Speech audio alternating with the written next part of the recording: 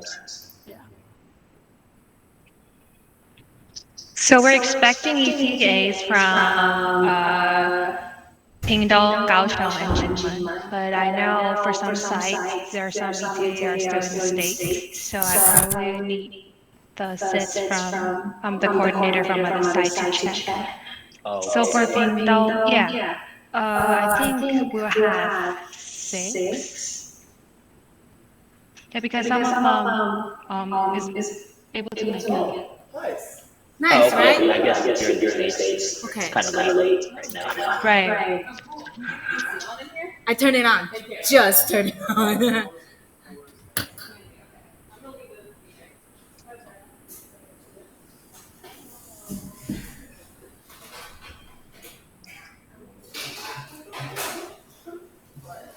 Okay, so while we're waiting for a few more people to join, if you have muted your mics and closed any unnecessary tabs on your computer, type a word or a phrase that you know in a foreign language. It could be Chinese or it could be something else. Take a few moments, type in the chat. Carrie, we should type something in the chat. Oh, for all of us. How? What should I type? 不见不散，什么不见？啊？什么？现在要是什么 ？What's going on? What should I say?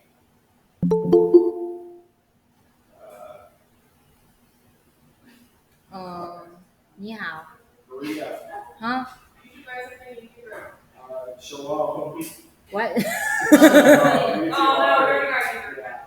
know what type is. Yeah, what's your type? It's just like MAI. MAR. A space. VEN. VEN. Space RAI. Ramon, are you saying? You look like you're saying. Or your microphone is muted. That's it? Oh, okay, yes. Yeah, we have hello in Vietnamese, an introduction in Spanish, a welcome in Chinese, good morning in Spanish,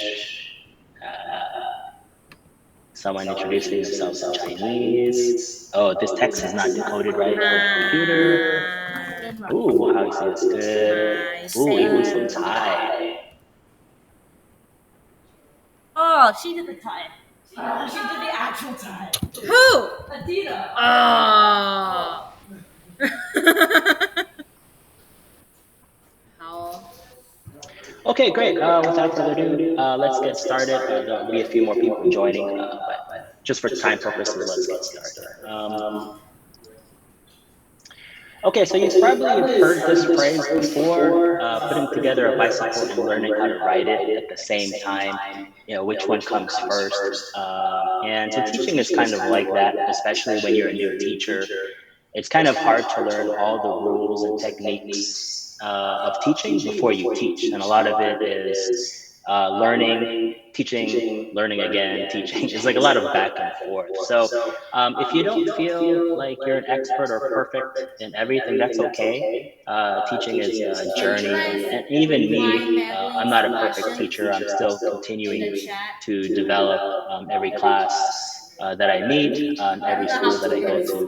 Okay, so let's take a journey together.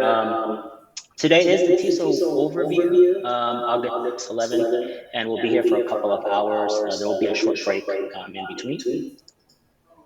Take a few moments and please read the workshop outcomes. After you finish, type number 1 in the chat. So I should type 1.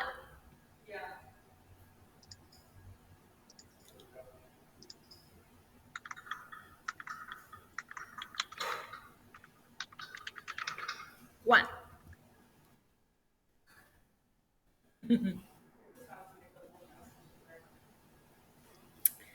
Maybe I should change my name to. Right. Okay, so you can see some of the keywords are in orange. So as we get through the PowerPoint slides, pay attention to the highlighted words. Just to kind of expedite some of the content today. I won't read everything today just because you can read a lot faster than I can speak. So sometimes you'll just have to read the slide. And I think it'll be a little bit more efficient for today's workshop. Okay, so workshop presenters, my name is Ramon, and I'll be the lead for today. I've been teaching for about 20 years. I'm a former ETA, a returning ETA, and a super returning ETA. So I totally understand the situation that you're in. I did my Fulbright ETA-ship in Hong Kong, so very similar to the Taiwan context. My partner for today is Ihua. Are you there, Ihua? Yes. Can you guys hear me? Yes. Yeah? Yes. All right. Hello, everyone. I'm Ihua Tsai. I'm an advisor based in Belgium. This year, I'm originally from Taipei, Taiwan, and I've been in language education for about 8 years, teaching Mandarin and English. And I was once a CTA, Chinese Teaching Assistant in the States, through an MOE program. So I was kind of like in your position, but in different language. So I also kind of understand your situation, how you feel right now. And I live in Canada, Germany, Ireland, and US before. I speak Mandarin, English, and Taiwanese, and German. So if you have any questions about Taiwanese culture or intercultural communication, you're always welcome to ask me. Yeah. Thanks, Ihua. Thanks. And part of our team, Sean, he couldn't make it today. He's still in the States, so the time difference was a little bit hard for him to come and present. But if you attend for, future workshops, you'll see him on our team. Okay, so here's the workshop plan. We'll cover a little bit of TESOL lingo, and then afterwards we'll talk a little bit about principles and practices of TESOL, and maybe touch a little bit on some teaching methods. And then Ihua will talk a little bit about teaching in Taiwan. I know some of you have attended previous workshops on the teaching context in Taiwan, so some of it will be review, some of it will overlap, and some of it will be new. Okay, so let's get started with TESOL. TESOL is a field. I'm in TESOL, and so we're teaching our audience is people who are learning English. Now, the term native is a loaded term, and so this is just the base definition. But sometimes you'll enter TESOL context where you're teaching people who English is their first language, and so there's kind of a gray area on what native means. Is native your first language, or is native referring to the proficiency of that language? So sometimes it's not, it doesn't have a dichotomy type of relationship. There's a lot of gray in between, and we'll explore that in some of the future workshops. Okay, so we have a quick look at some TESOL lingo. We have language acquisition, LP scaffolding, L1 and L2, YL formative assessment, and ESL and EFL. Type in the chat the numbers of the phrases that you know or have heard of. For example, if you know language acquisition, type number 1. If you know LP scaffolding and L1 and L2, type number 2 and 3. Okay, so take a few moments, type in the chat the numbers of the phrases you know.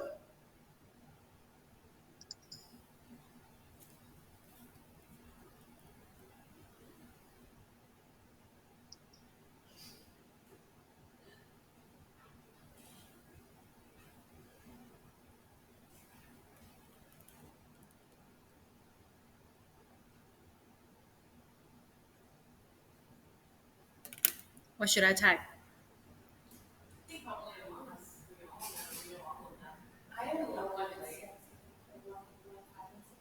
156. 156。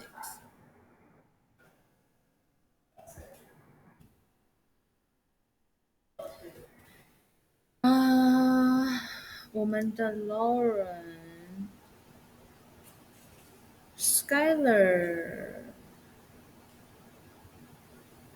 有人没有在。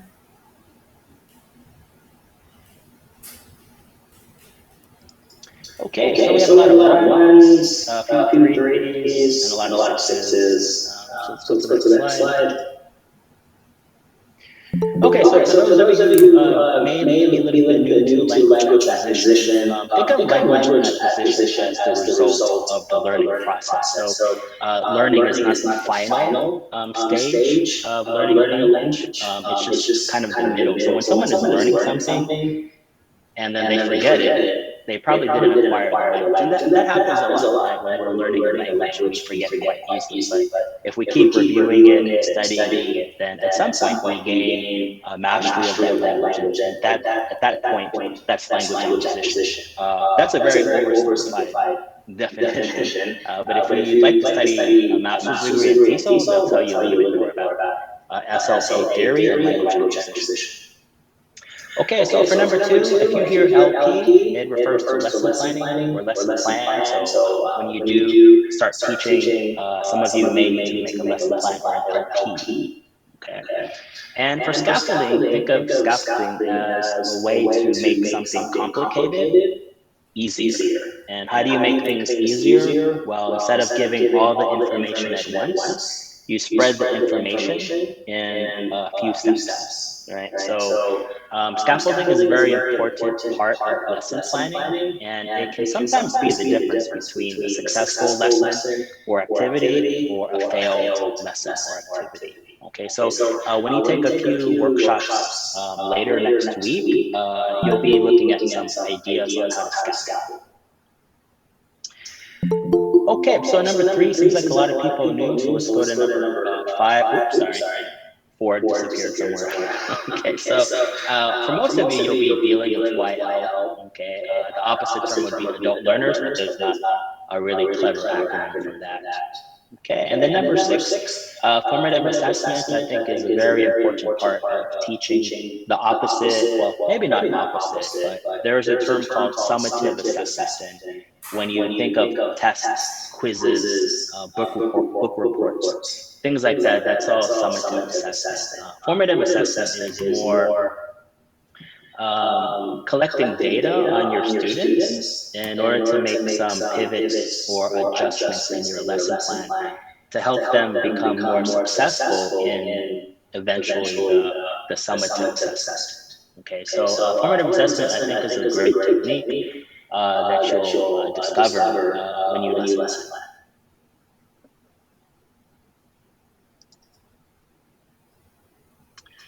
Okay, so moving on to ESL and EFL, take a few moments, read the example on ESL, and after you finish, type ESL in the chat.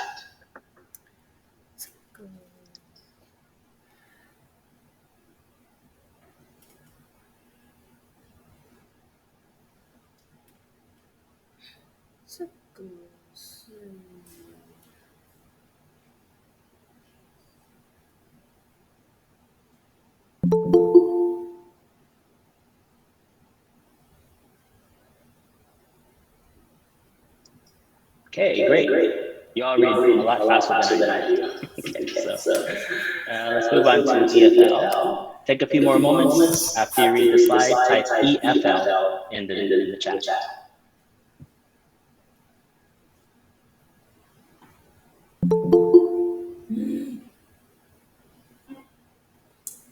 Okay, now I cannot leave this place. I wonder how they connect the desktop and this. Yeah, it has the HDMI cable here, but I can't find the place to plug in the Okay, so if you look at a basic definition of the difference, it's English with a target language, TL, is not used in the community. Now, this is a very simple definition of ESL and EFL, but again, the context might be hard to distinguish ESL and EFL sometimes, especially if you're in a multicultural society, a polyglot society, or sometimes English is an official language, but the way it's used in that community might be different than a traditional EFL or ESL context. Okay, so for the purpose of this workshop, we'll just use the base terms.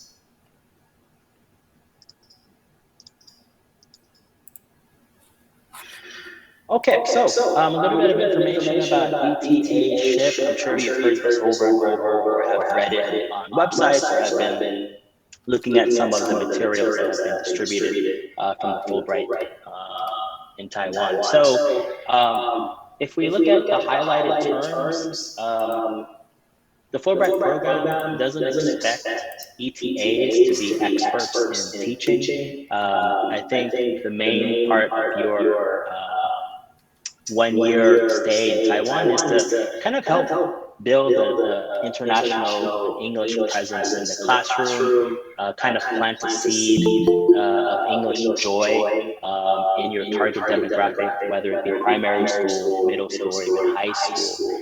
And at the end of the lesson, just make sure they don't hate English more than they did at the beginning of the lesson. So essentially, you're helping them build confidence in the language, and then also because a lot of us are not, local,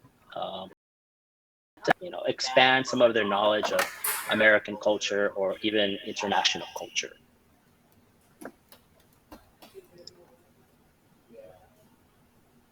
Okay, so if we look at the first part, if you're an ETF, it's kind of similar to ETA SHIP with slightly more duties, but maybe fewer workshops to attend. Most ETFs have some teaching experience, but if we go to the LETs and the ELTA, LETs usually have a lot more teaching experience and they're full-time, so they have a lot more office hours and they do more stuff after school and on weekends. Okay, and ELTA, basically an ETA, an ETF, but English may not be their first language.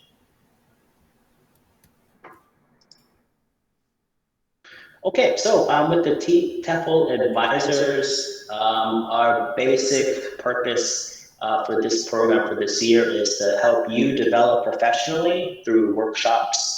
And then throughout the semester, we'll be visiting your classrooms and doing an observation. And observation is meant to kind of give you some feedback and some tips on your lesson planning, on your teaching approaches, and anything else related to your school's context. And then also we'll be looking at some reports. I think in this program, you'll have some reports to write, and it'll be kind of a platform to create dialogue between us so we can talk a little bit more about your year of teaching. Okay, I'm sure by now you've all had some contact with coordinators, or you will very soon, especially if you're in Taiwan. These pictures may not be representative of all the coordinators right now. I just couldn't fit all the pictures on the slide, but essentially they help you with personal and professional issues.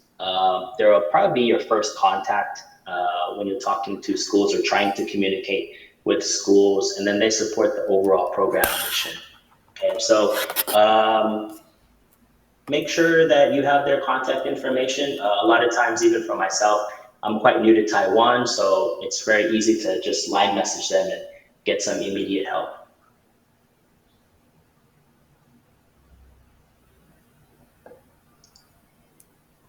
Okay, so a little bit of a recap of the last several slides we covered, a little bit of TESOL lingo. Most of you already know the difference between ESL and EFL. I talked about 4 of the main job roles that you may run into in your teaching context, TEFL advisors, and then the local coordinators. Before you move on, let me know if you have any questions so far. If you don't have any questions, type no in the chat. No. No. 好，我也来弄一下。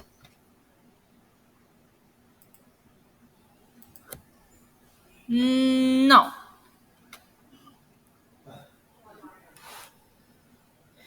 No question. Everybody, no question. Okay, great. And if you do have any questions, but for some reason are a little bit shy to speak at, or just are having a brain fart, sometimes I do that. I'll give you all of the advisor's contact information, and then you can email us later if you do have some questions.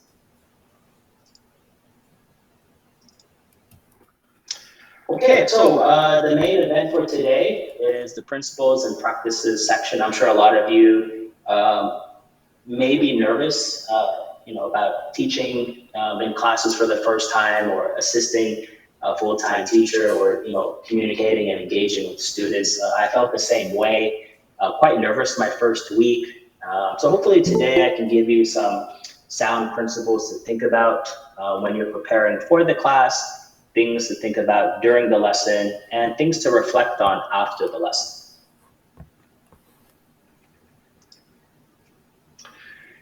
Okay, so for the next few weeks, there will be a scaffolded training, and today you're starting off with the TESOL principles, and then next week you'll talk about approaches to teaching and maybe some classroom activities you can use right away, followed by using some textbooks in your school's context. There will also be a little bit of lesson planning. I think that's planned for the in-person orientation, but if you're still in the States or somewhere else, I think there's some content you can access online, but I think that information will be distributed later. And then a little workshop on classroom management. So before you do these 4 steps, you have to go through basic TESOL principles. The bad news is it usually takes a couple of years to really understand and master all of the TESOL principles, okay? But do you need all of the TESOL principles right now? And the good news is no. You can learn them step by step as you teach throughout the year. So today, I'll kind of give you the highlights, things that I think will help you now in your classes. And then I'll give you some links at the end of the workshop if you want to further explore other teaching methods. Sorry, we can't teach everything in these 2 hours, just too much content.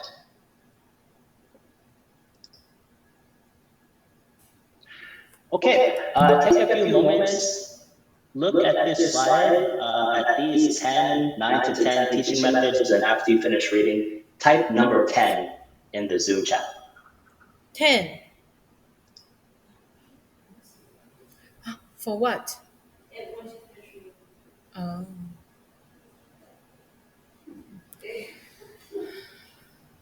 Angela, 10.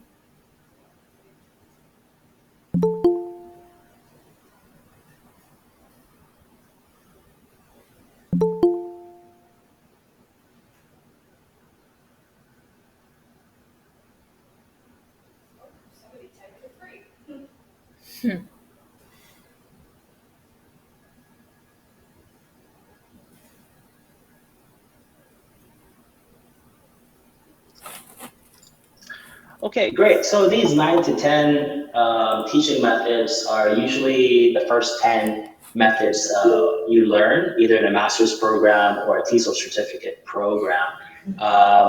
And some of these are kind of the broad category. Some of these categories have subcategories of teaching. So that's why I said 9 to 10.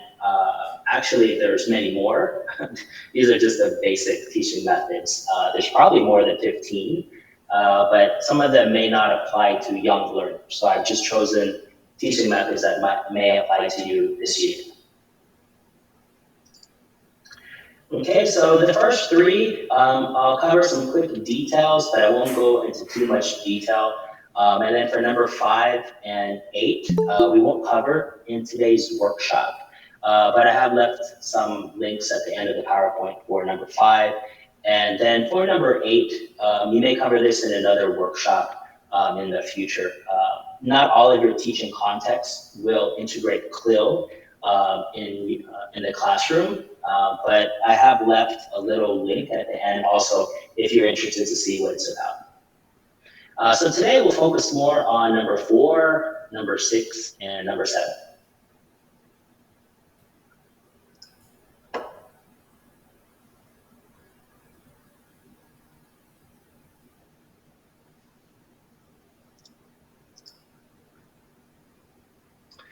Okay, so let's start with the first teaching method. Some of you may know this. It is the grammar translation method, quite popular in the 1800s, still widely used in many aspects of the classroom. There's more of a reading and writing focus, and as the name of the method is, it's more focused on grammar and translation. Now, for some people, they think of grammar translation as a bottoms-up approach, and you may hear this in technical TESOL language. And bottoms-up is another way of saying deductive learning. So, in other words, if I take an example of playing video games, right? There are two kinds of gamers. There's the first gamer who reads all the rules and then plays the game, right? That would be an example of deductive or grammar translation type of methods. Okay, but the opposite of bottoms up and deductive learning is direct and natural method. And if you think of the natural method, it's sort of a response to the grammar translation method, and it focuses on listening and speaking. Okay, and it's natural because this method mimics how we learn our first language, right? When we're kids, we don't read and write a lot at the beginning. A lot of our learning is through our parents, our environments, things we may see on TV, or songs we hear. So a lot of it is through listening and speaking. So this is a top-down approach. And the second type of gamer is a person who plays the game first, and while they're playing, they'll explore some of the rules. They'll observe some of the rules and kind of just understand it without it being as explicitly taught them. Okay. If we look at some differences between the grammar translation and direct method, I put some highlights here. So just take a few moments and look at some of the differences.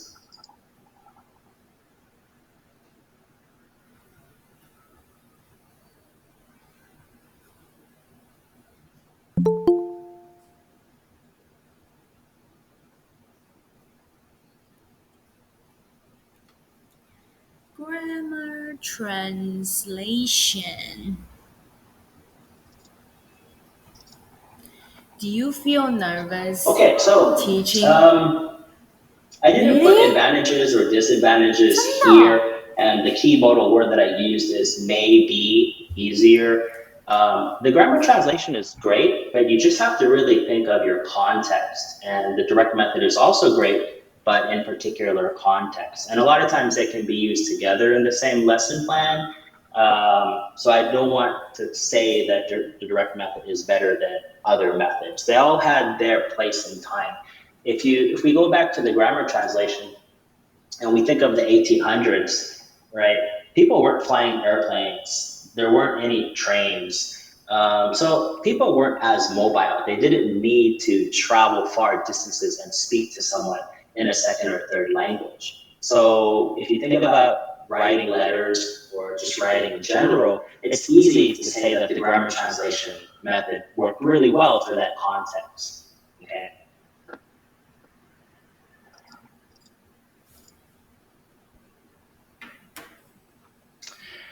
Okay, so things to consider, and these are two questions that you won't be able to answer immediately. You'll need to really think of this when you're lesson planning and in your specific teaching context. But when or in what situation is accuracy more important than fluency when you're teaching children? Or when or in what situation is fluency more important than accuracy? Okay, so take a few moments. Also, take a picture of this slide. Questions to wonder.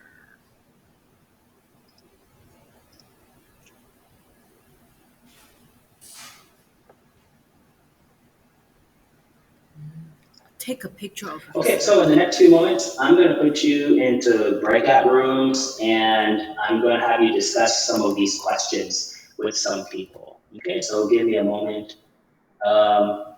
Eva or How? support, can you help me make some of the breakout rooms? How can we do that? Okay, cool, thanks. I think we can be the one group.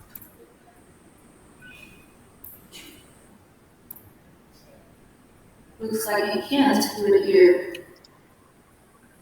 This is the screen that is going to help us. I can. Yeah, I can do it here. How many breakout rooms do you need? Let's see, we have about 40 people. I think about 30 people are participants. So say 9 or 10. Okay. I just found out that it needs to be arranged by a host, and I'm not a host. Only the host can see the breakout room. But I didn't create the link. Let me see. One second. I cannot. Sorry. I can set up a breakout room. Great, thanks, Kenny. Wait. Sorry, can you repeat how many rooms and how long you need again? This is a quick activity, so let's just say about 7 minutes and about 9 rooms. Okay. Yeah.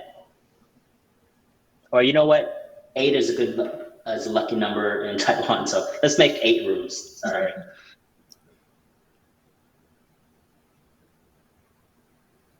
Should we type like we have 7 people here? Yeah. Sorry, I just realized I'm on the host too. Let me call Kevin really quick. Yeah, Kevin's the host. That's why I said I'm looking for help. We are doing sharing. Okay, so while we're waiting for the breakout rooms, take this as a very good example of things that could happen in your teaching context. And it's really easy to get nervous or stressed out. But remember, you're working in a team, and children are not Like going this? to laugh at you if you make a super big mistake or can't deliver the lesson plan. So it's a nice time to just kind of, physical. breathe a little bit and Physical. try your best in that moment. Before room. Yeah. So yeah. S. Yep, and then put that before room. So enter. No. Oh. Which room is physical? Yeah. Oh. We are at. We have 7 people here at the same physical room. Yeah.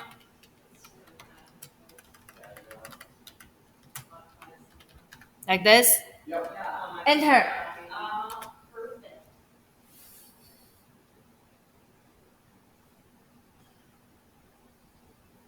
So you don't want to sit in breakout room? The coordinator doesn't want it.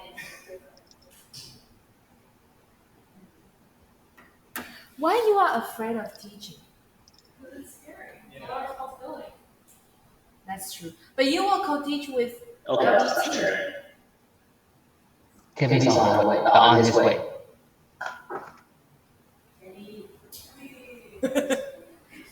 Thanks, Kenny.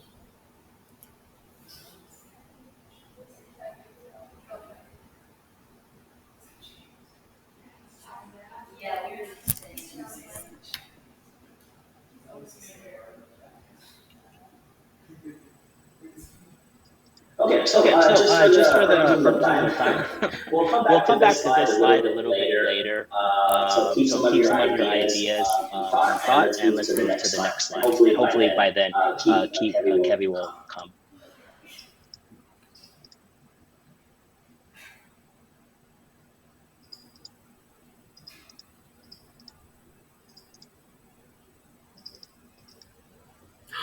Okay, so let's go on to the third teaching method, and this is the audio-lingual method. And some of you may have seen this, or have even used this method when you've learned a second or even third language. So think that 1900s, early 1900s, not much mobility, but in the 1950s, right, because of wartime or globalization, and then airplanes, people are more mobile, so they actually have to talk to people in full, dialogue. So the audio-lingual method was popular for creating more dialogue forms and instruction.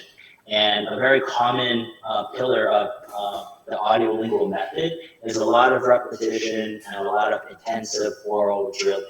So if you've ever studied in a computer lab and the language tape said, please repeat after me, or please repeat this dialogue, it probably has some elements of the audiolingual method, right? Okay, some disadvantages of the audiolingual method, as I said, is a lot of listening and oral production. So there's a lot of focus on form over meaning and use.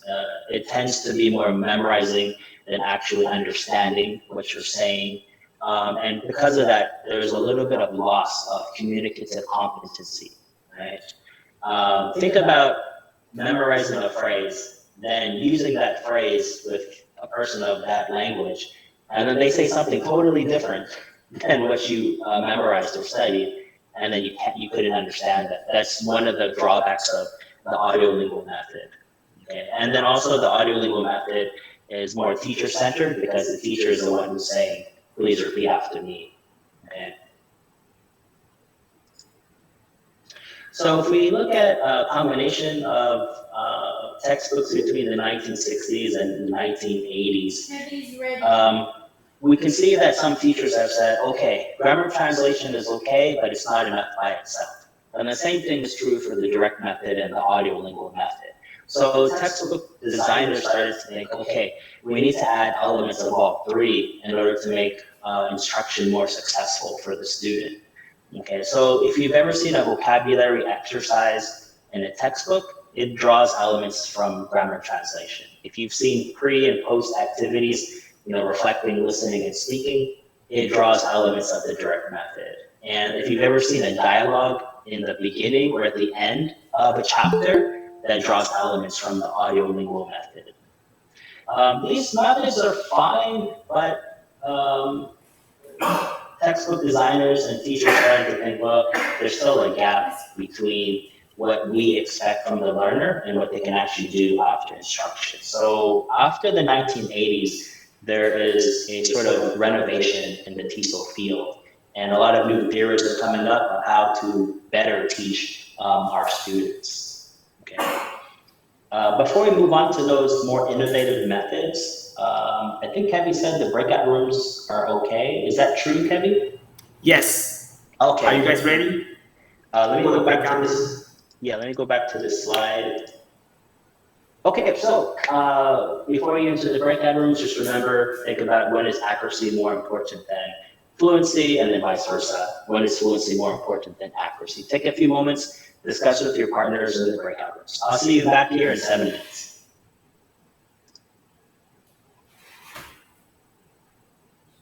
Should I join? No. Maybe just.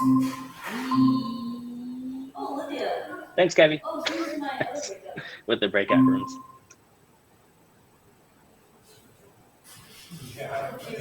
But we can only type. I think we should. Hello, hi Olivia. Hi.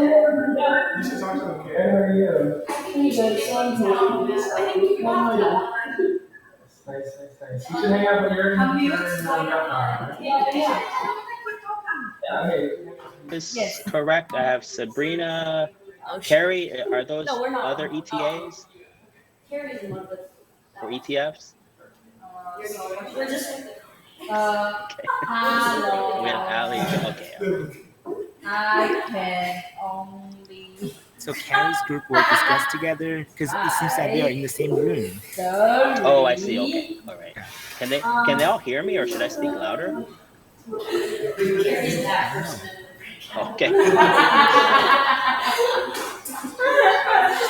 gonna see if I can join some of the breakout rooms, just to kind of hear what they're saying. Yeah, it's like fluency. The accuracy is more like the day-to-day and like conversation space. Those are my So initial you are thoughts. also in this breakout. We can also just. I was also thinking Talk to that ourselves. there Okay, are, how? like you mentioned, I'll that talk to them. the accuracy planning approach is more used by the business professionals, which is making me think about other business education where you're gonna have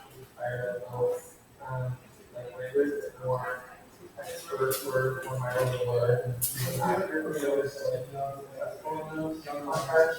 So, the actors being more important, but yeah, like you said, every day, navigating around cities, interacting with people, getting food, all that stuff, more important, just get a message across.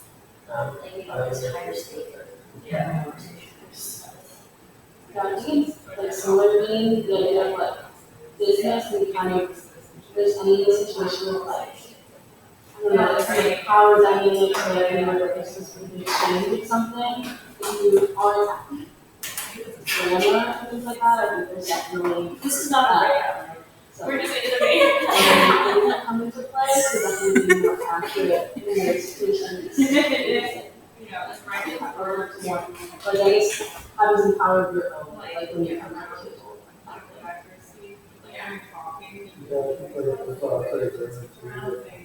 just like the content of like what you're saying as well. Like, something I'm sorry, I don't know something you might feel about what you're talking about, but you're just talking about get somewhere, like live like everyday life and like get through those conflicts, like people can understand and just get through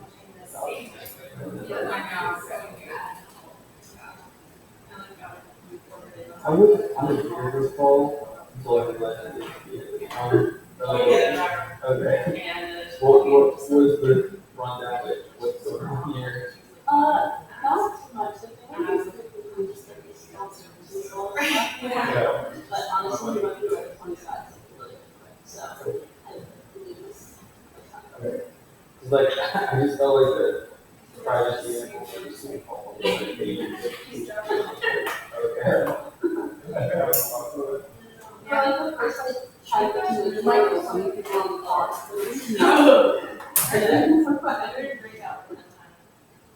Yeah, like our coordinators like sent in the chat like here's the link, but I kind of just assumed it was the same link that was on feedback. Yeah. But it's not that one. Where are you going today? They're chatting. I'm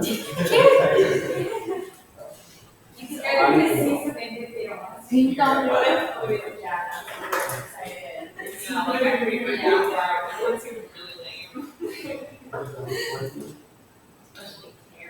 Yes. What?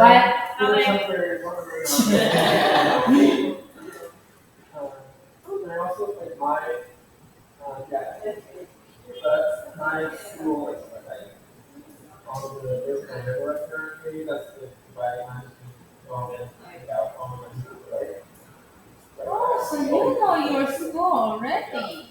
What are the school libraries? I think the Gaussian people just found out. Today? Why? Yeah. I don't know faster. Do you wanna find out? Yes. Yes, yes. Carrie, do you already know? Carrie!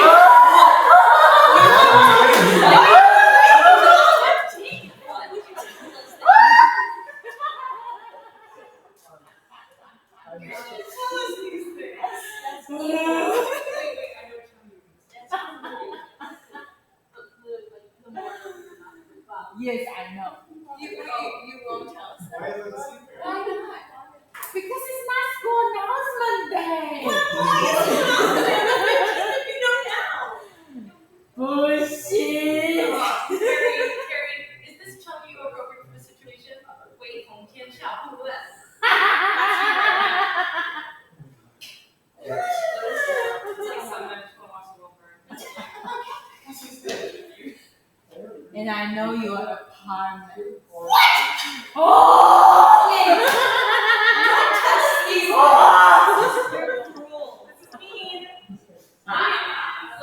I cannot tell you. What would you tell me? No, though. Okay, it looks like we'll be coming back in a few seconds. Yeah, so like, yeah.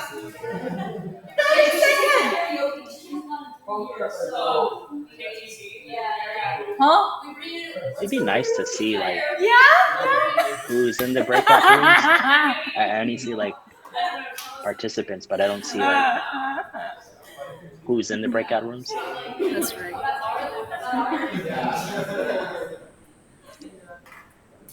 Do you think? Wait. Do you care more about your school or apartment? School. Oh, okay.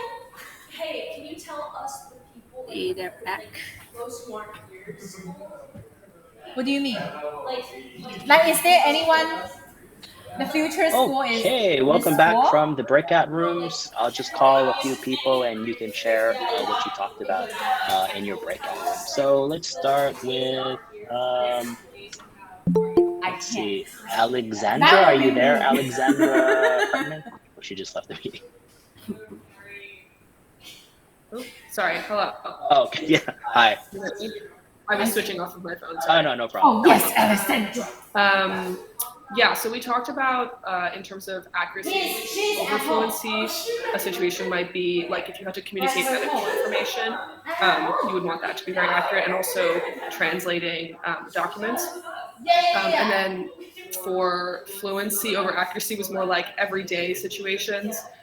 So like buying food at a like stand or something like that, where you can react to the incoming language content, like that becomes very important if it's an interaction that has a lot of back and forth. Whereas if it's just like you conveying information, then you don't need as much fluency because you don't need to respond and like adapt. Yeah, good point. So in other words, if it's a life or death situation, accuracy is more important. But if it's not a life or death situation, then maybe fluency is okay. Great. Okay, good. Thanks. Why James keep going looking up? I think he's watching TV. That's how Oh yeah. he's got a he's like screen watching, like projecting it on like what we are. No, he's watching. I think you were muted just there. Oh, sorry. Is Ari and Sophie there? Aria, Sophie, it's you guys. What? Did you just call on us? It's yeah. Oh, that's Ari and Sophie? Okay, we'll come back to them. Let's see. How about? See, I think Carrie's group is a whole group. Maybe I don't know if you have a microphone or not, but Carrie, are you there? Yeah, do we have a microphone? Is it us? Unmute us. Hello. Can you hear me? Yeah, I can hear you. We are a big group. We're all together, so we're our own breakout room. Okay. There are seven Does one of us. person want to share some of their ideas? We were thinking that where accuracy is more important than fluency are like kind of high stakes situations, like in a business context or anything to do with citizenship. And then also writing was something that it's really hard to understand someone if there's a lack of accuracy. And then fluency was more important in like day-to-day life and conversations, especially like dialogues. Right? Yeah. Okay. Great, thank you very much.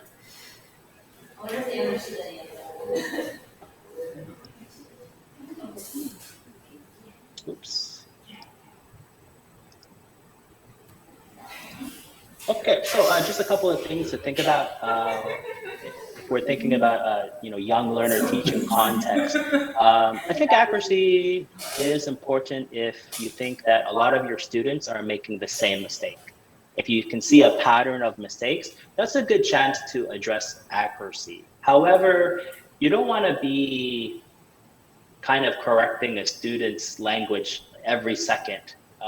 Sometimes that can have kind of an opposite effect on their attitude and the perspective on English, and they already know their English is not perfect. So if you're correcting their English too much, it just might bring them down. So that's a chance to maybe focus a little bit more on fluency in terms of just letting them speak as much as they can. Maybe that's a good enough goal already, because some of them may be kind of tongue-tied in just speaking. Okay, so think of that in accuracy and fluency, and I'm sure this will come up again when you think about your lesson planning activities. Okay, let's move on.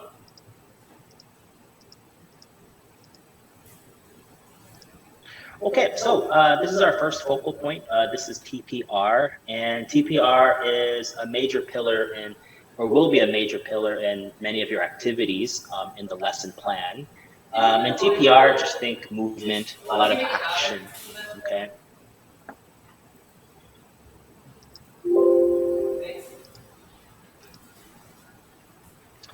Okay, so you're going to watch a short video, and in the video, there's going to be a person. Her name is Kathleen Graves, and she is a professor and well known for curriculum development and design.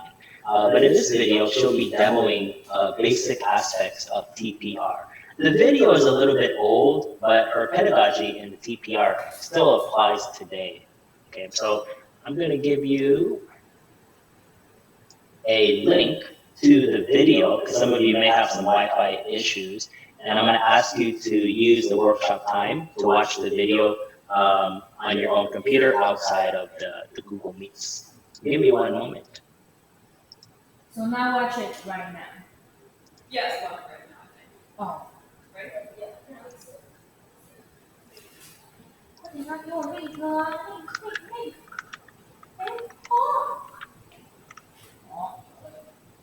Okay, so you should see in the chat a link to the TPR video.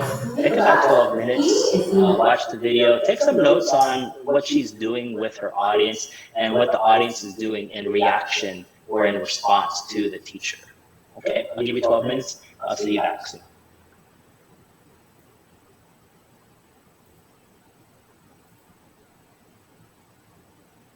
It's pretty old.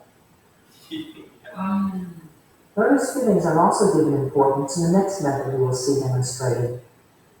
Psychologist Jane Asher's method, total physical response, is being offered as an general approach called the comprehension approach. Comprehension approach, as the name suggests, places value on students' understanding the target language and thus emphasizes the listening skill. Other examples of this approach are Krashen and Trell's natural approach and Winnitz's materials, the learnables. Asher bases his method on the observation that a baby spends many months listening to the people around it long before it ever says a word. The child has the time to try to make sense out of the sounds it hears. No one tells the baby that it must speak. The child chooses to speak when it is ready.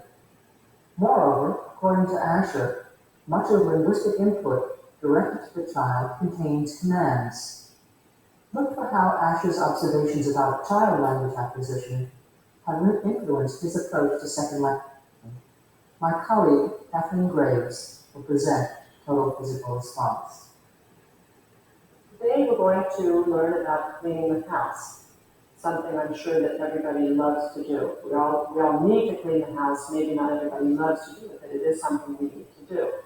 And in order to clean the house, we need a brush. Yep, we need a brush. We need a sponge, okay? We need a dust cloth. We need a vacuum cleaner, right? And we need a broom, okay. Could I have someone come up here to the front and be a volunteer? Thank you very much, Hassan. Okay, Hassan, I'd like you to point to the vacuum cleaner. Okay, could you point to the sponge?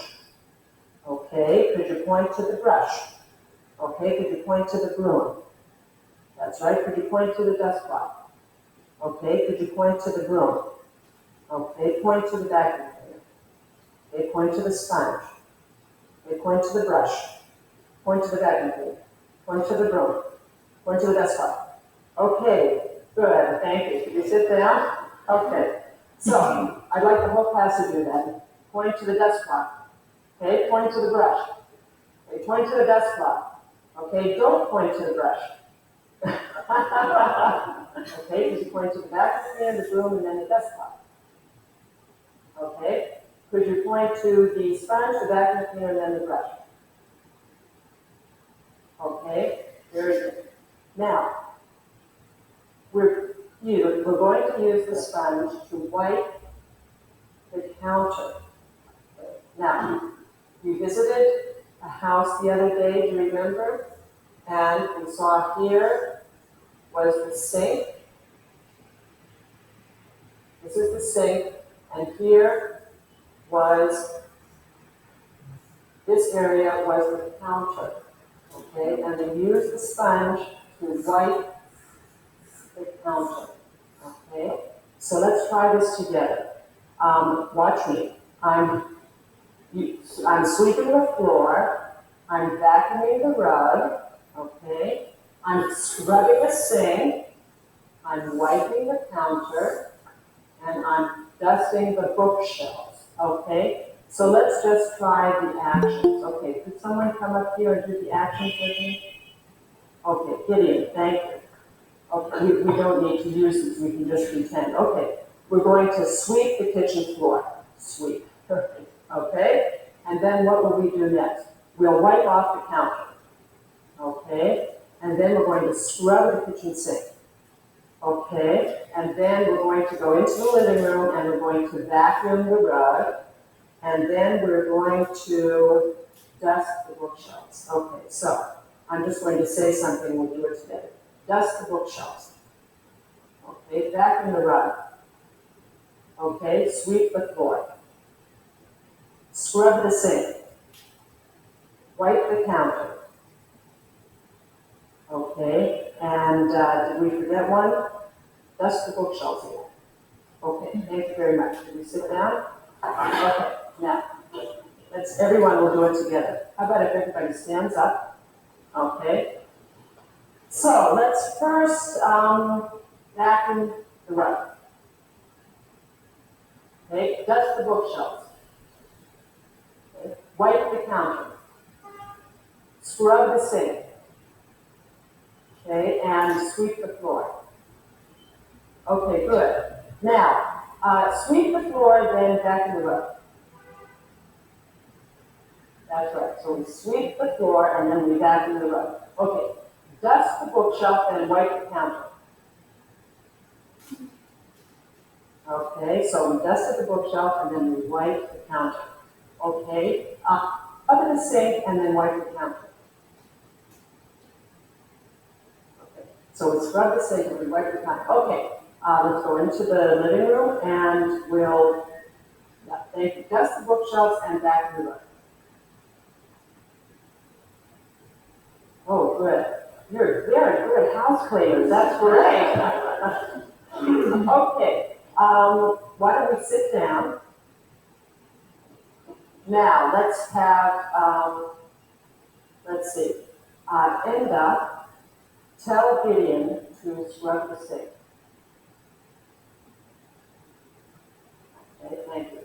Gideon, tell TESOL to vacuum the rug. Okay. Jesus, tell Alphonse to wipe the counter. Okay.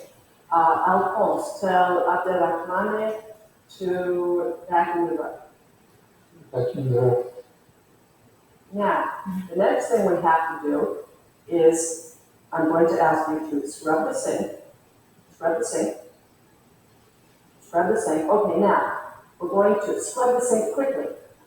Okay, now scrub the sink carefully. Carefully. Carefully. Okay?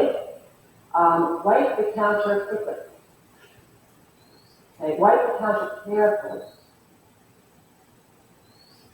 Okay? Sweep the floor carefully. Now, Carefully means slowly. Okay. Like, Vacuum the rug. with care, like detailed. Now Like you vacuum don't it want to break carefully. something. There. Okay. Let's see. Scrub the sink quickly and then vacuum the floor carefully. Oh, good. Okay. Now, dust the bookshelves carefully and then vacuum the floor quickly. Okay. Vacuum the rug carefully, dust the bookshelf quickly, and then run into the kitchen and sweep the floor quickly. So hard.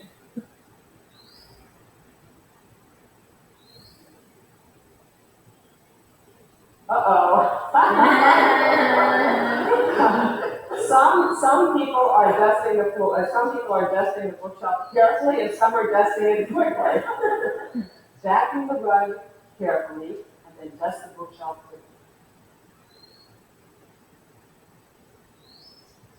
Okay, good job, thank you. Okay, no, wait, don't sit. Let's go, now go into the kitchen now, and scrub the sink quickly, wipe the counter carefully, and then sweep the floor carefully.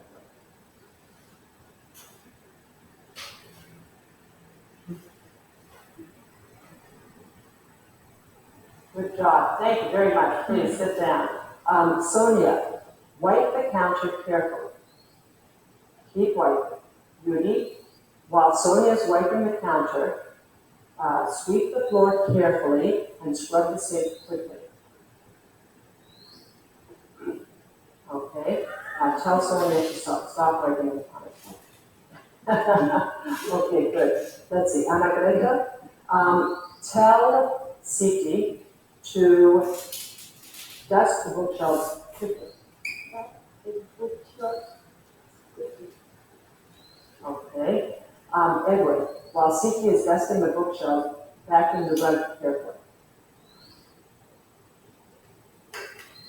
Okay. Said, tell Edward to stop vacuuming the rug. Good. Okay, tell Siti to stop dusting the bookshelf. Let's ask some, who likes to clean the house? Raise your hand. Aha! Hassan likes to clean the house, Maria likes to clean the house. Only 2 people? Okay, Maria and Hassan like to clean the house. Okay, point, who doesn't like to clean the house? Who doesn't like to clean the house? Raise your hand. Okay, you don't like to clean the house. You don't like to clean the house. You don't like to clean the house. You don't like to clean the house. You don't like Hassan, you don't like to clean the house. Okay. I like to clean the house. No, it's relaxing, you know. Relaxing? Who likes to clean the house? Raise your hand. Maria, you like to clean? Is it like to clean the house? Like Yudi, Jesus, Horacio, Hassan, Maria. You like to clean the house? We all like to clean the house. Okay, good. So point to someone who likes to clean the house. No one likes to clean the house. Right. Okay. Point to someone who doesn't like to clean the house. So this is some of the vocabulary that we learned today. Scrub the sink with a brush. We'll stay in the kitchen.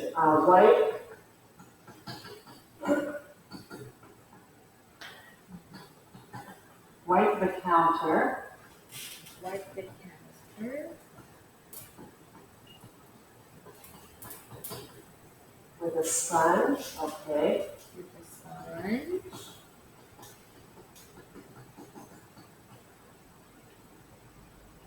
Do you have any questions about any of these words?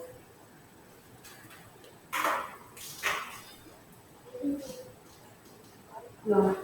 Desk cloth. This is a desk cloth instead of a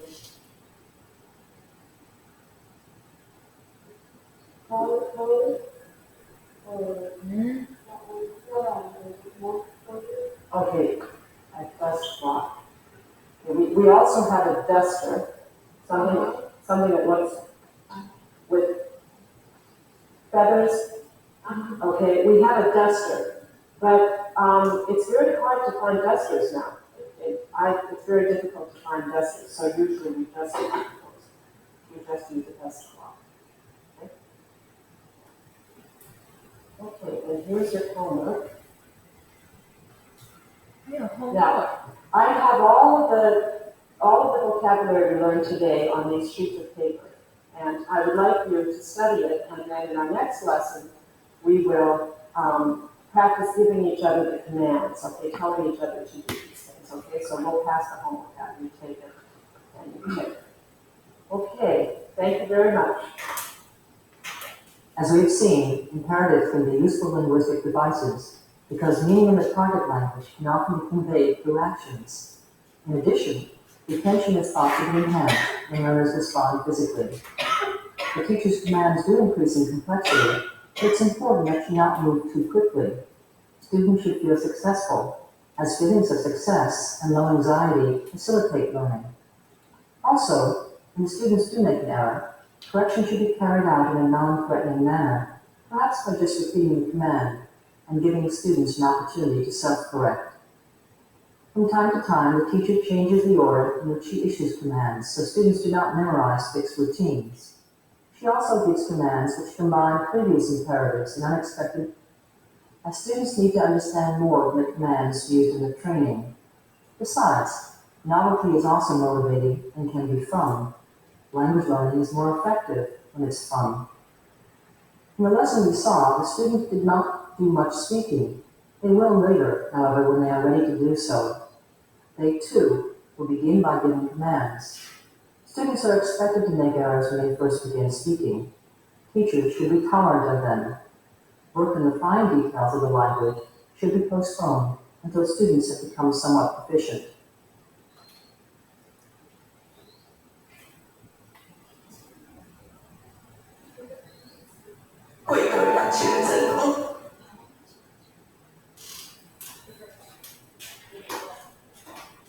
After you finish the video, take a 10-minute break.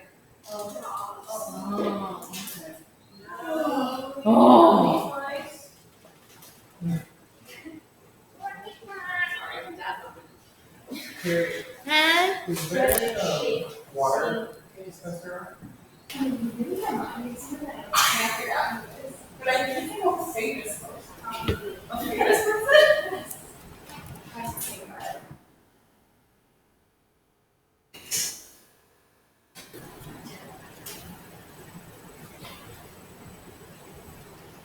It's here.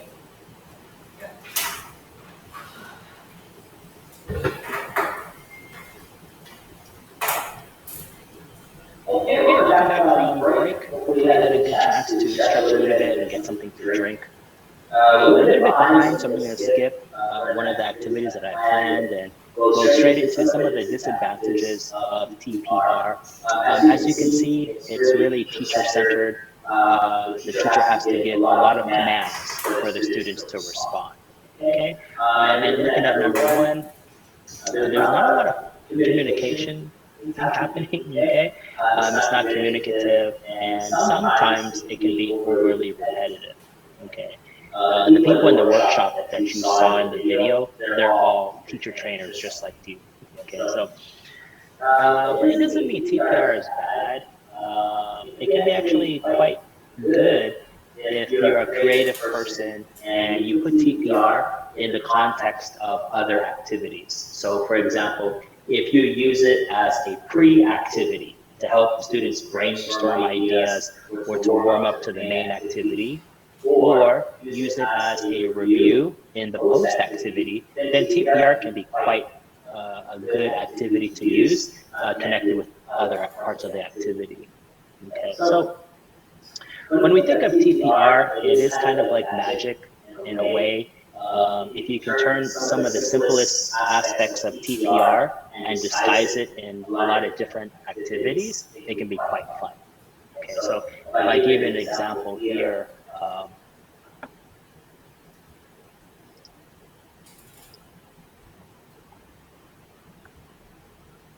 I like oversized cards. Sometimes oversized cards can be really useful in doing some activities. And I think sometimes one of the biggest challenges in an activity are instructions, right? The success of an activity sometimes is related to how clear or easy to understand the instructions are. Okay, but cards kind of help mitigate some of the cognitive load for students. And so if I use it kind of in a way to adapt some aspects of TPR, I could go in front of students and hold up number 5, and I could ask someone, okay, let's see, is Johnny there?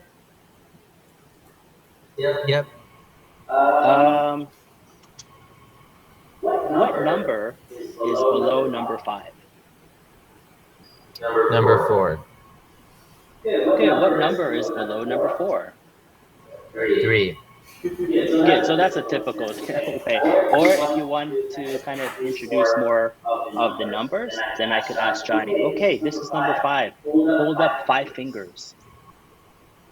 good, something like that. So that's kind of basic. And the creativity comes in how you can adapt the very simple aspects of TPR. So if I want to go into more of a communicative manner, I could say to the class, or if I'm online, I could say, okay, what color is this card? Everyone will shout out red. And then I might say, okay, look around your room, find something that's red. Okay, and then people will go in the room and they'll find something red. So for example, for me, that's an apple. Okay, and then people could just shout out the name of their object. Now, if you want to make it more descriptive and communicative, then you can ask students to describe their object. What is it? How big is it? What can you do with it? So TPR can be a very good part of a larger activity, the setup for the main activity. Okay.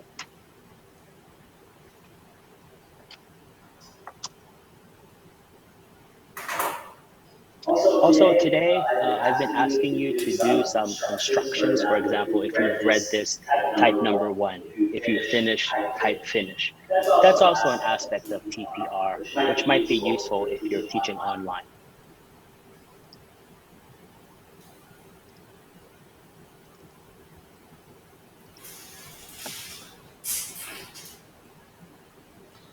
Okay, so looking at number 5, a lot of people say, oh, it's not really a great activity as a main activity, it's not communicative. So in response to it being communicative, somewhere in the 80s and 90s, this kind of new teaching method came into the light of TESOL practitioners, and it's called CLT. And I'm sure you've heard of this word communicative. It's a buzzword in teaching. And if you ever apply for a job, they'll ask you, can you teach a communicative classroom? What are some examples of communicative activities? And the main part of communicative activities is getting people to speak in a meaningful and a purposeful way. So in a way, CLT takes the best of the audiolingual method, but focuses more on meaning and use over form. Whereas audiolingual, it's kind of the opposite. Okay. Now, CLT is an approach to activity and lesson design, but it still needs some structure. So a lot of practitioners believe that CLT works well with TBLT. Right? And if you attended the workshop earlier this week or last week, you know that in TBLT, you have a pre-task activity, a main task activity, and a post-task activity, right? So TBLT works quite well with CLT. Okay. Of course, there is some controversies into how well it works, but for the most part, I think it's a pretty good pair for most of you when you start teaching this year. If we look at the orange, you can see why TBLT kind of connects to CLT. It's real world, which is authentic communication, and it's unrehearsed, meaning they're not memorizing, they have to listen to the discourse or what's happening in the conversation, negotiate what's happening, and then respond. So it takes actually more time to have a really good CLT and TBLT activity. And that's why some teachers have a hard time teaching CLT, TBLT, because it takes a lot more planning.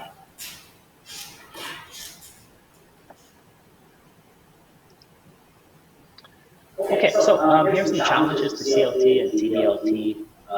Some teachers say that communicative activities are quite hard to do for lower proficiency levels. Some argue you can, but if you do it at lower levels, you need more scaffolding. You need simpler instructions. You need to adjust the activity. And sometimes that's a danger because if you over scaffold an activity, there is a possibility that you're making the activity too easy. And some researchers say that if the activity is too easy, you don't have that problem-solving element, that kind of push or the kind of stress that students need in order to get to the next level. So some people say over scaffolding is sometimes not good for developing cognitive abilities. Also, because CLT focuses more on speaking and listening in conversation, there is a good balance between accuracy and fluency, but it leans towards fluency. So anytime you lean towards fluency, there's a risk that people may repeat the same mistakes and the teacher may not catch it, and then it becomes a fossilized error. Okay. And then for the last part, if we look at inefficiency, something that wasn't covered in the TVLT workshop are some of the disadvantages of TVLT. And you know that in TVLT there are 3, sometimes 4 stages in TVLT. But if you think of academic English, for example, if you're writing an essay or you're doing a presentation, you know that the introduction shouldn't be longer than the main body. And most of the time, your conclusion shouldn't be longer than the main body. So TVLT has a risk that sometimes we think, okay, this activity needs 3 to 4 stages. And unfortunately, sometimes new teachers, they make the pre-task too long or too hard. And so students have used all of their energy in the first task, and they have nothing left for the main task. Your during task should be the main part of your teaching activity. So if you have a 7-minute activity, the during task is the main part of that activity. The pre-task and post-task in a 7-minute activity, it's probably 1 to 2, maybe 3 minutes at most, but 1 to 2 minutes should be quick. Most of your activities will probably be 10 to 15 minutes, nothing longer, just because students have a shorter attention span. Okay, so just be careful when you're using TVLT to not do the pre-task or the post-task take up too much time of the activity. Okay, so in the next few minutes, we'll quickly go through, I call him Kumar, and if you ever take a teaching course, Dr. Kumar is very famous for something called macro strategies for language teaching, and they go hand in hand with the teaching methods that we just covered in the last 40 minutes. So you can see here the first 5 macro strategies. We can't cover all of the strategies today, but I'll just cover some of the highlights. And then later I'll give you a summary of these strategies. Okay, so if we look at number 3, minimize perpetual mismatches. There's something called micro teaching when you start thinking about your lesson plan. And essentially what that means is you create the activity, and after you create the activity, you have to think to yourself, what are some problems that could happen in this activity? What are some vocabulary words that students may not understand? What are some things I need to model for students to understand the instructions or the main part of the activity? So number 3 is basically troubleshooting the activity.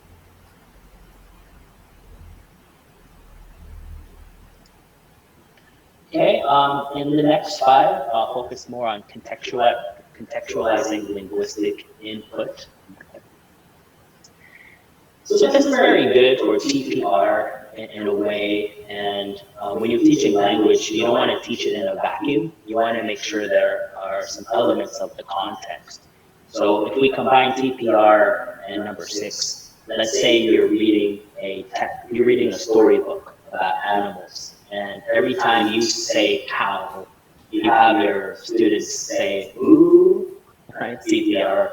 Every time you say duck, your students will say quack, quack, right? So that's the TPR element. And then the rest of the story, when it talks about, oh, the duck is at the farm in the afternoon, right? That's all contextualized information.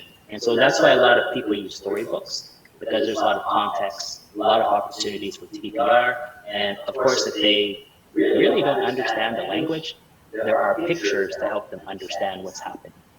Okay, so number 6 just means giving them more information beyond just the linguistic input to help them do the activity.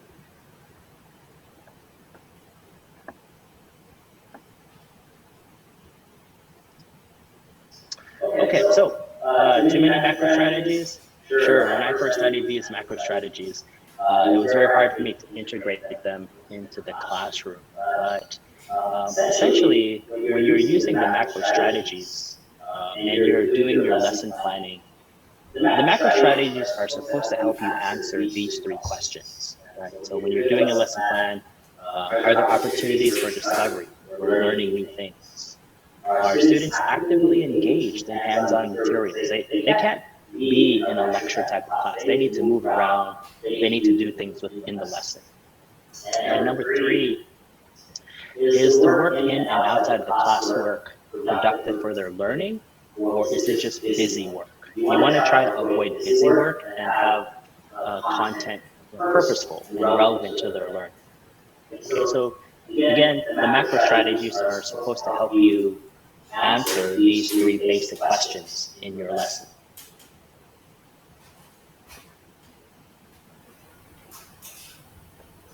Okay, so as I said, can't cover everything in today's lesson. So what I'm going to do is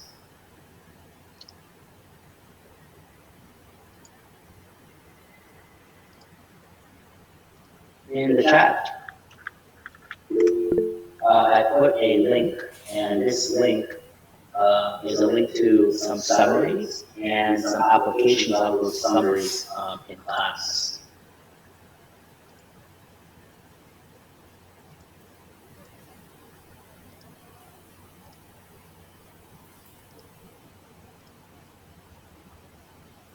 So I've listed all 10 macro strategies on the left-hand side. Each macro strategy has its own chapter in a book. You could study this in a whole semester, but I've just summarized kind of the main ideas. And then on the right-hand side, I've given you some ideas on how to apply some of those strategies inside of classrooms. Okay.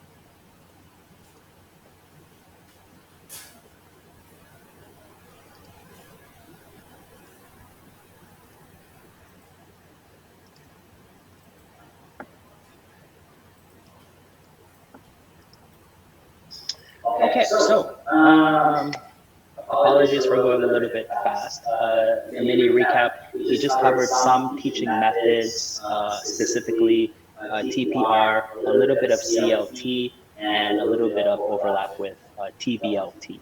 And if we look at number two, a lot of these macro strategies and teaching methods should not be taught in isolation, but taught in combination. One strategy or one teaching method alone will not help you become a successful teacher. I think the magic of teaching is being able to balance different macro strategies and different teaching methods together. Okay. And then we briefly went through 10 macro strategies, but please do the follow-up before the next workshop. Have a quick read, and then before the lesson planning workshop, reread it again. Trust me, if you read it once, it may not make sense until you attend the other workshops.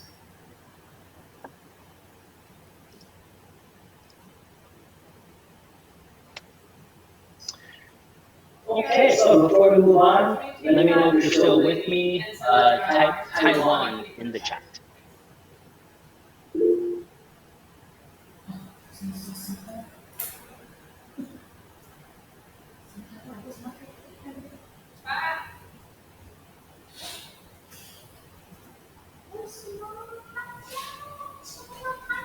Okay, great. So for our next few slides, Ifa is going to take over and share some of her ideas and opinions on the teaching context in Taiwan and the transition to sort of new goals for the next several years in Taiwan. So are you there, Ifa?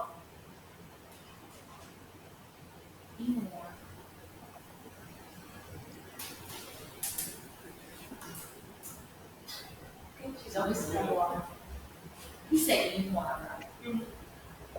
Are you there, Ifa? I can hear you or not. Eva! Eva! He's calling your name! Video on.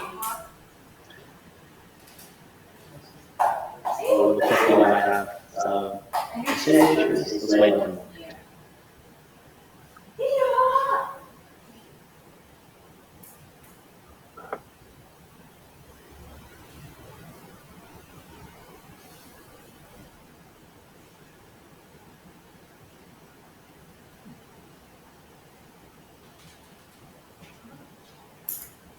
Are you okay, Eva? I can't hear you. He is calling your name.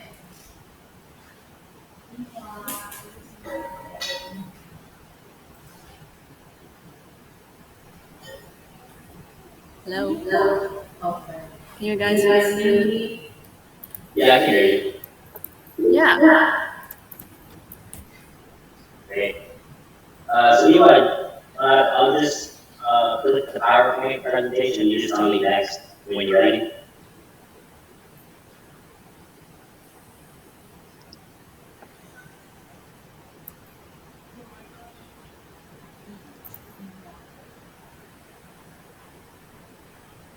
I can hear you guys. Can you guys hear me? Yes. Yeah, I can hear you. Yes? All right. And I think it's better. I'm sorry. I think I have to turn off my camera because my internet connection is not good when I turn on my camera. So I apologize for that. Is that okay if I turn it off? Yeah, that's No. All right. So. All right, let me know if you guys cannot hear me, okay? So I will try my best. So I've been having this Wi-Fi connection problem since I moved here. I moved to Kaohsiung from Taipei like 2 weeks ago. I'm still adjusting to it. So anyway, so I'm going to talk about the teaching in Taiwan. So I know you guys had workshop about Taiwan education system trains. So I'll briefly introduce teaching in Taiwan in some perspective as a local teacher here. And as you might know, there are about 375 million English native speakers and about 750 million non-English native speakers in the world. So that is most of the time we're using English to communicate with people whose native language is not English. So on the next slide, you will see this concentric circle, which Dr. Katru, who was the president of the International Association for World Englishes, allocated the presence of English into 3 concentric circles in the mid-1980s. So inner circle, outer circle, and the expanding circle. As you can see, inner circle presents the countries where English is used as a native language and as the first language among people. So these countries include Australia, the United States, and the UK. As well, the outer circle includes countries that have old historical British colonial relations and where English is commonly used in social life or government sectors. Most of the countries that belongs to this circle are former colonies of British Empire, such as India, Singapore, and the Philippines, and others. The usage of English in these countries is similar to what is known as English as a second language. So the third circle, the expanding circle, includes countries that introduce English as a foreign language in schools and universities, mostly for communicating in English with the inner and outer circles, such as countries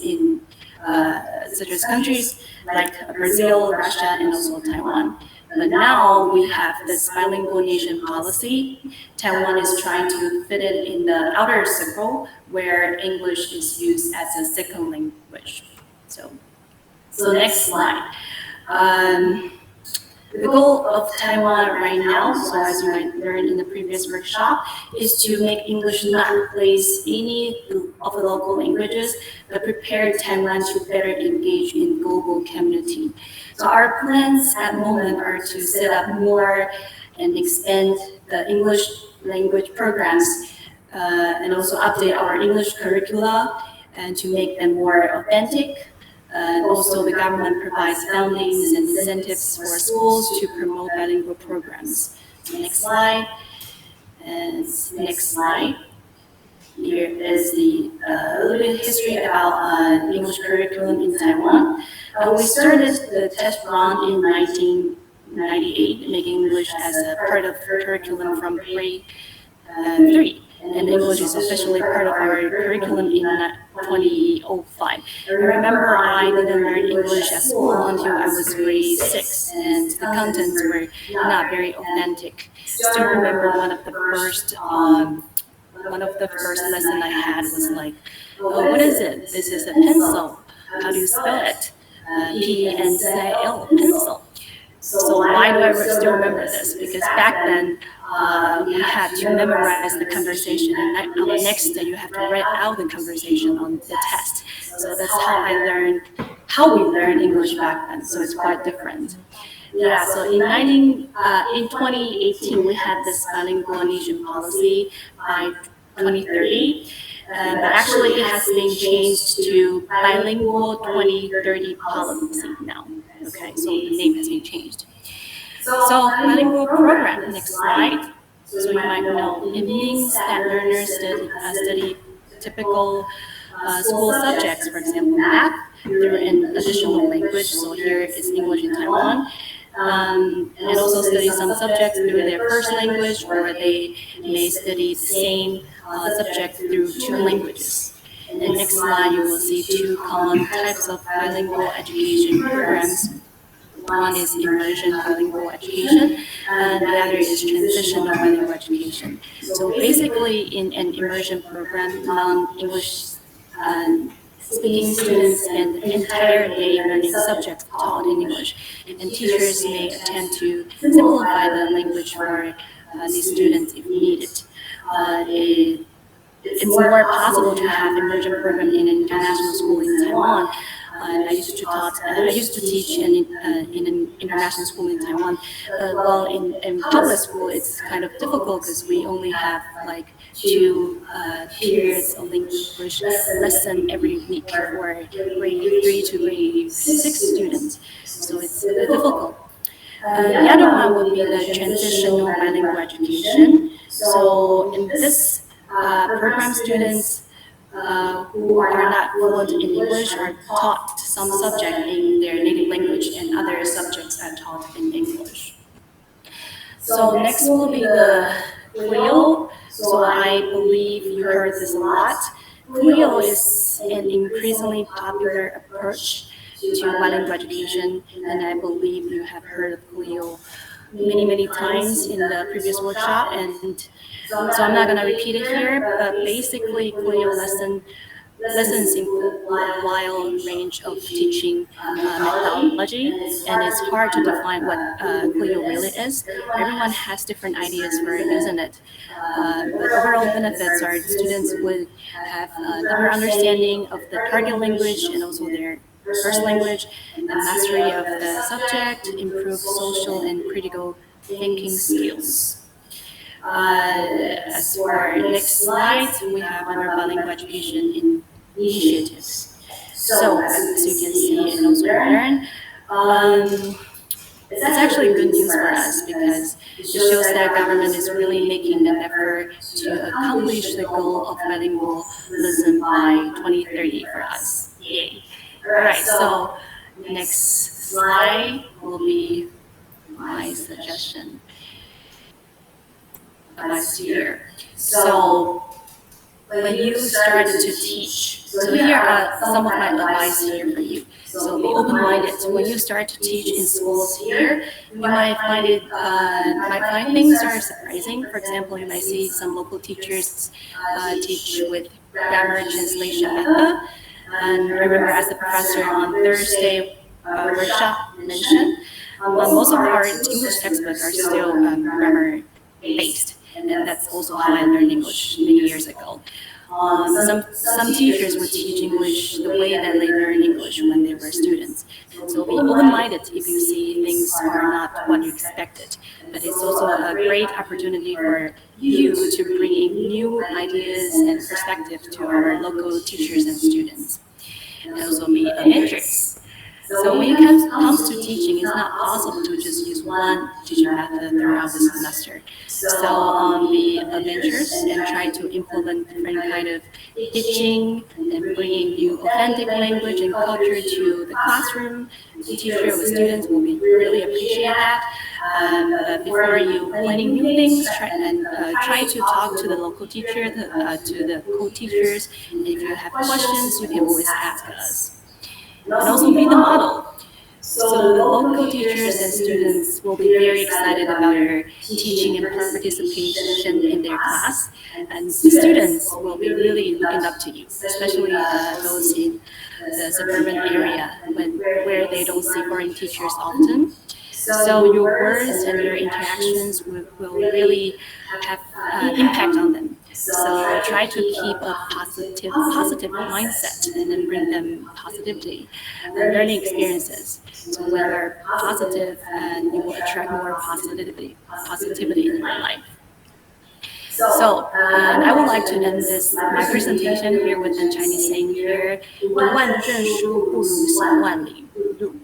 So translation is reading thousands of books is not equal to traveling thousands of miles, or you can say it's better to travel thousands of miles than read 10,000 books. So the saying actually means if one wants to truly understand a place's culture, actually going the place is better than reading many books about it. When I was preparing this presentation, it reminded me when I was little how much I wanted to see the world. So I read a lot of books, and then when I was younger, how much I wanted to be the teacher. So I studied so hard. But once I started to travel and visit and teach in different countries, I was really surprised, stunned, and also amazed by the real world experiences. So now you have this great opportunity and about to start your journey here. So try to do your best and make your most of your experience here. I assure you, your experience in Taiwan will be rewarding and valuable. Yes. So, Ron? Great, thank you very much, Ma.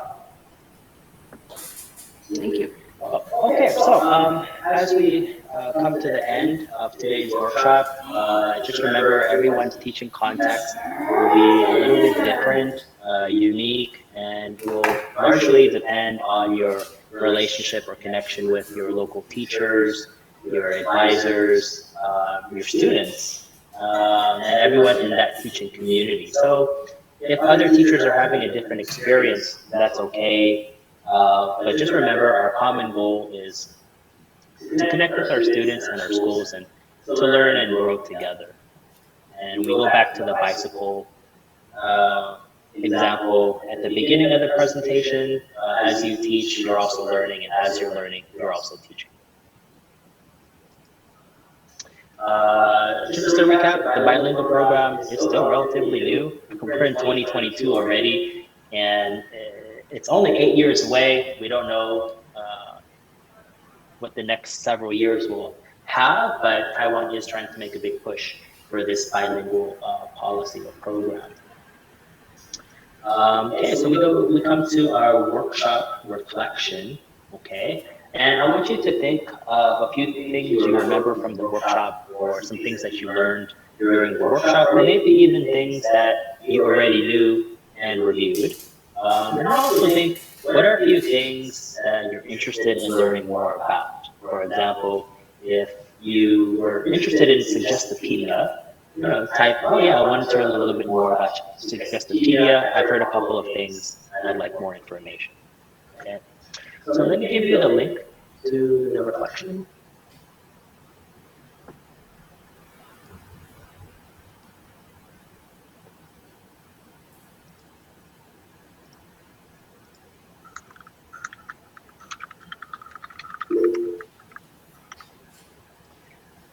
If you're using a university private email, it may not be able to get past that security wall. So please use either your personal emails, or I think your Fulbright email will also work.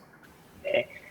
Click the link. It's only 2 questions. Take a few moments and then reflect on today's workshop. Oh, just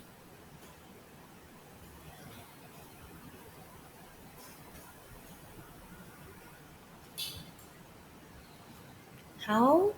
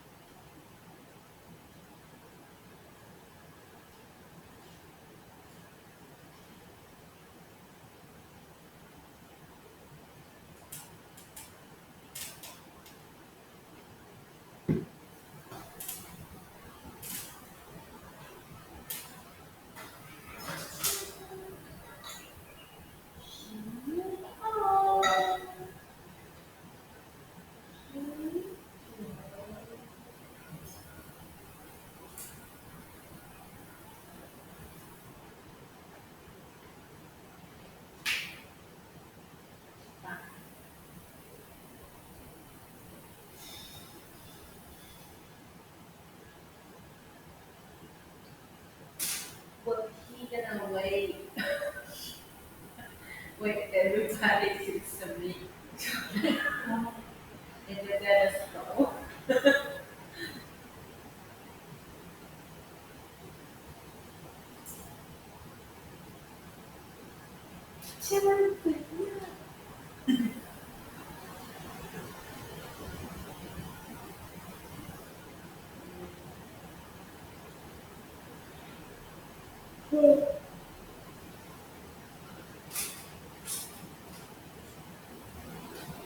Did you watch Rachel's video? Yes. Yes. I don't know how to start. How to start to teach you. I don't know how to start to learn. So. I have some early birthday. That's what he said. I have early birthday because he's 38.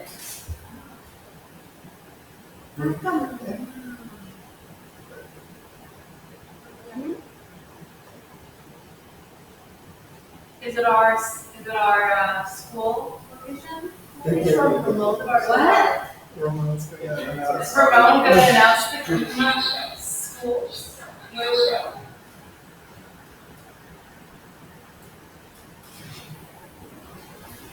So it was an early birthday present. So he has something to give it to us. 那你就快点啊！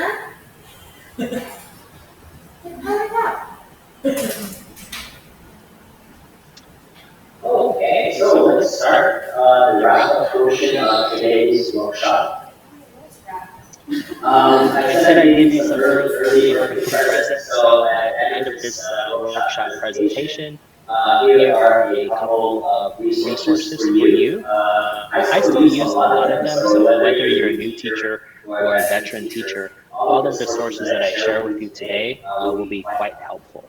Now, there is an American English website, and if you become an English language fellow or you work for the government or you're a teacher trainer, everyone uses this website, okay? And this is the YouTube channel, which you can find the regular website through there. But it has a list of all kinds of great videos on teaching activities, things to think about, lesson planning, like everything in the teaching world is packed in this YouTube channel, and it's free.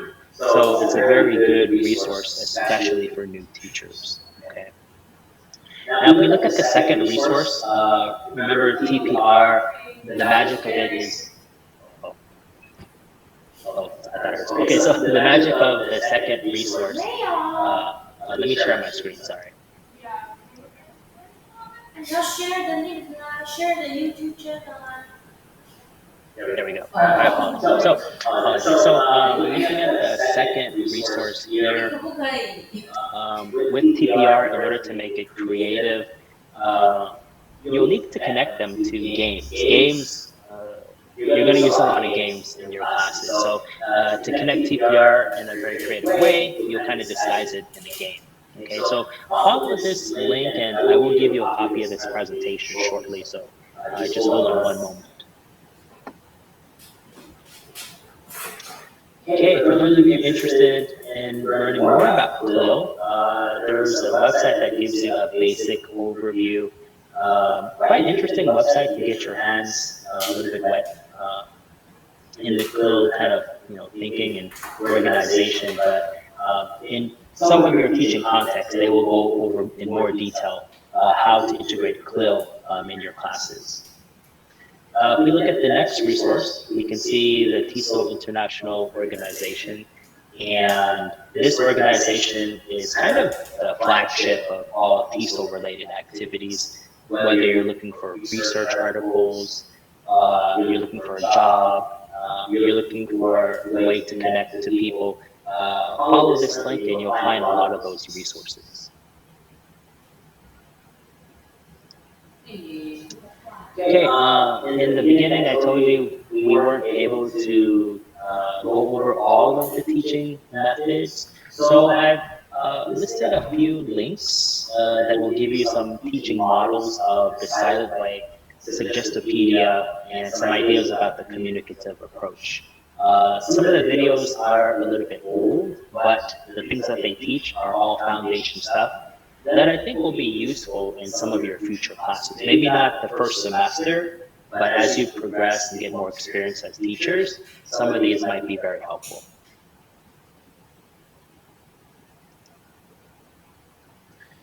Okay, so give me one moment. Let me put some of those links into the Zoom chat.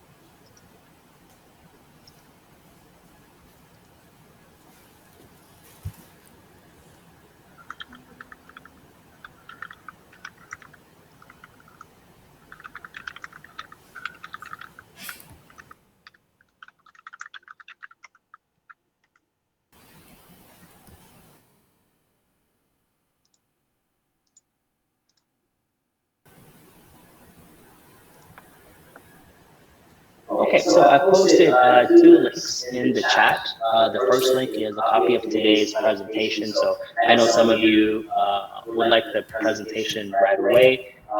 It's good to access information while it's fresh in your memory. So I've given you a copy of that, so that way you can follow some of the links that were at the end of the presentation or review some of the content that was earlier in the presentation. Some things we couldn't cover today that you may cover in a future workshop are curriculum guidelines and Taiwan. So if I preview that for you.